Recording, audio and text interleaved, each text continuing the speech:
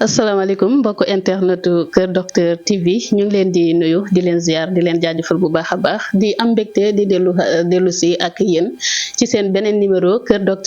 Docteur nag ki leen koy présenté mi ngi wuyoo ci turu Soxna Oumou Loucar ma ci fas yéene ànd ak sama invité suñu ICP monsieur Ndao tey jii nag ñu fas yéene waxtaan rek ci li ñuy wax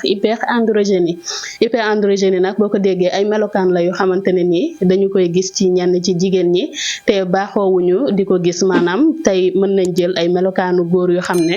dafay feeñ ci ñenn ci jigéen ñi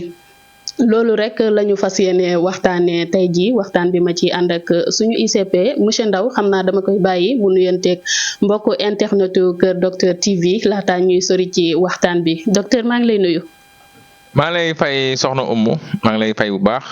di la ziar di kontaan ci dalal bi. di nuyu mbokk internet Kër Docteur TV yëpp. merci beaucoup docteur jaajëfal nañ la bu baax a baax yow tamit ci sa disponibilité jot bi nga xamante ne ni yaa ngi koy dagg saa su nekk ci sa temps ngir may ko askan wi ci lu leen soxal ci seen wàllu wér-gu-yaram jaajëfal aussi suñu caméraman Amadou Diallo ci image bi nga xamante ne ni moo leen koy téyel ba ngeen mën ko gis ci nu mu gën a leeree docteur tey ñu fas yéene waxtaanee rek li ñuy wax hyperandrogénie tey nag xam naa baat bi dina bëri ci ñu xamante ne dina bees ci seen nopp ku ci mel ni man nga xamante ne ni xam-xamam ci fànn boobu soriwul moo waral rek balaa ñuy sori ci waxtaan bi dañ lay bàyyi nga indil ñu ci ay leeral hyperandrogénie mooy lan docteur. soxna Oumou hyperandrogénie comme ni nga ko waxee feebar la buy dal doomu aadama particulièrement lu ci ëpp ci jigéen ñi mu nekk feebar boo xam ne bu dalee ku jigéen dafay melokaan woo xam ne yombul luñ koy gis maanaam mu nekk jigéen waaye day yor melokaanu góor ci gis-gis ci jëmmam mais ci doxalinam mais également ci yenn feeñ yoo xam ne dañ koy faral di gis ci góor muy feeñ ci moom li koy indi nag te physiologiquement li tax loolu am mooy dafa am hormones yoo xam ne dañ koy baax di ko gën a gis ci góor muy les androgènes bu fekkente ne ku jigéen daf ko am lu ëpp lu bare donte war na ko am mais fekkee daf ko am lu ëpp mooy waral muy am hyperandrogénie hyper nag bu ko tubaab waxee mooy lu bari wala lu ëpp loolu mooy waral ñu ne hyperandrogénie famille hormone yooyu nga xam ne moom la ñuy wax androgène su bëree ci jigéen sécrété wu lu ëpp bu fekkente ne nag biologiquement am na impact ci organisme bi day feeñu comme ku jigéen di am melokaanu góor wala muy dox doxalinu góor soxna Oumou. docteur boo ko waxee sax dañu koy gën a firndeel parce que yenn saa yi ñu gis rek ay jigéen yoo xamante ne nii dañuy dem ba mu yàgg ñu am ay sikkim génne ay karaw comme ni ñu koy gisee ci yenn góor yi jigéen bu xam ne am na sikkim man mës naa ko gis en tout cas daf may jaaxal waaye aussi ñuy gis jigéen yu xamante ne seen baat bu ñu waxee rek ay góor nga leen di foog laakaar naa ne yooyu yëpp doon na lu xamante ne nii tey dina gën a leeral lii nga ñuy wax ni muy hyperandrogène. effectivement da ngay gis ne bu fekkente ne ku jigéen am na hyperandrogénie maanaam hormones yi yooyu nga xam ne nii dafa war a feeñ ci góor bu fekkee dafa ëpp ci moom donc da ngay gis ne melokaan yooyu yëpp day feeñ ci moom da ngay gis ne comme ni nga ko waxee da ngay mën na sax sikkiñ wala mu yor baatu góor baat bi diis donc yooyu yëpp da nga koy gis ci ñi nga xam ne dañoo am hyperandrogénie ñu leen di wooyee hyperandrogène.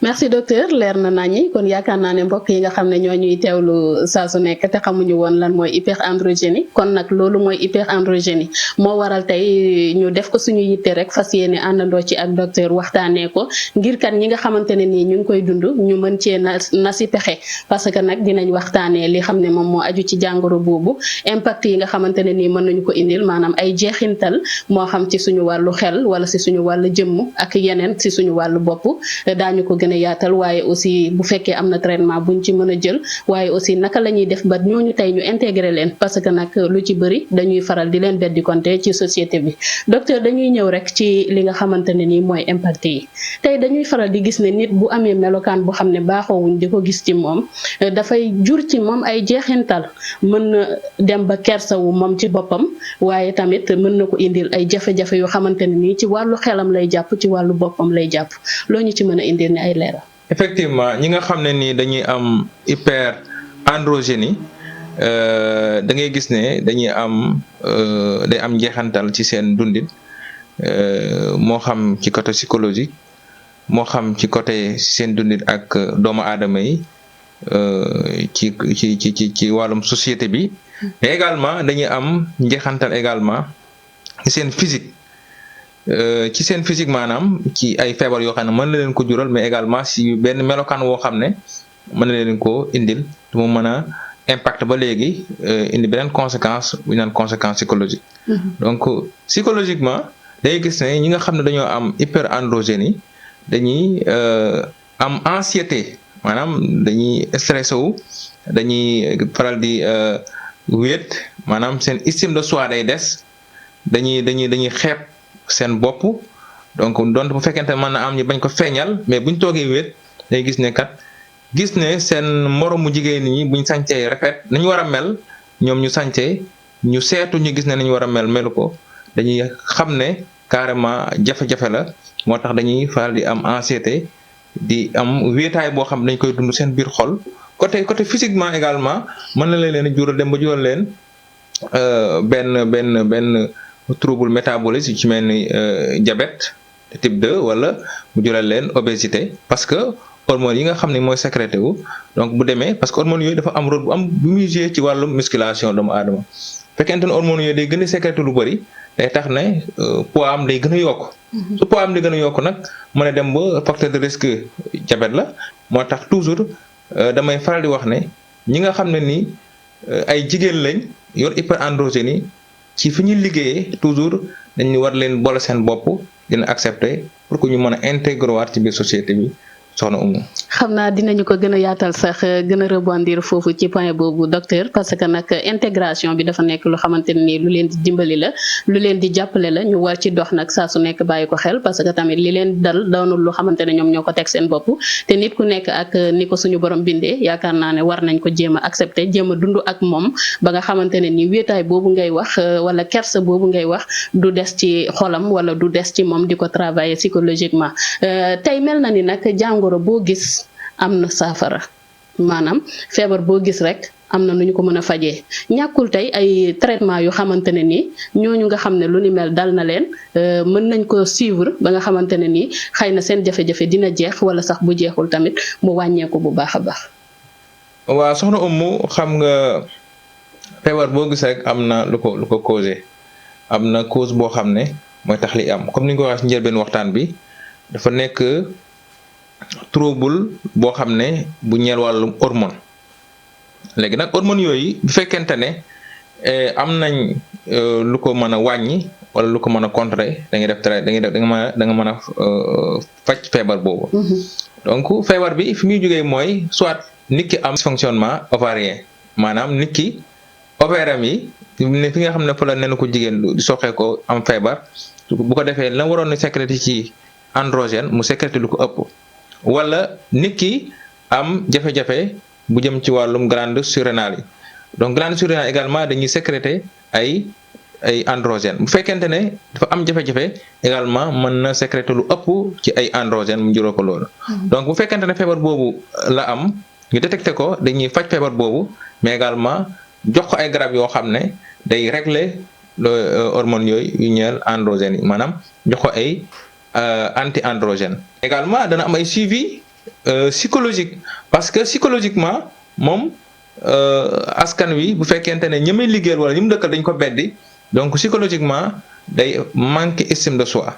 donc day xeeb boppam pour mu insérer ci société bi day jafe moo tax psychologiquement dafa war a am un suivi psychologique pour que ñu mën koo delloo si mu gën a gëm boppam pour que mu mën a réussir dans la société. soxna Oumou. merci docteur leer na naññi ñu gën ci bàyyiwaat xel rek gën ci góorgóorluwaat te xam ne rek képp ku mu dal aussi mën nga daw rek ci waa këru docteur ñoom dinañu nasi pexe xool ba xam dëgg-dëgg lii nii lan mooy jafe-jafe bi ñu jéem la cee wutal saafara.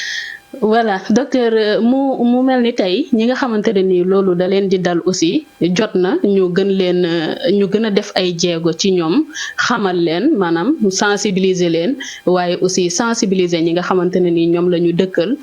ci rek naka la ñuy def ba seen intégration gën a mën a nekk ci société bi parce que wax nga ko sànq beddi konte moom képp ku ko dund rek amuloo lu la neex kon yan pexe lañ mën a nal wala yan jéego la ñu mën a dox ngir rek gën a xamal nit ñi naka lañu war a jëflante ak ñooñu ci société bi.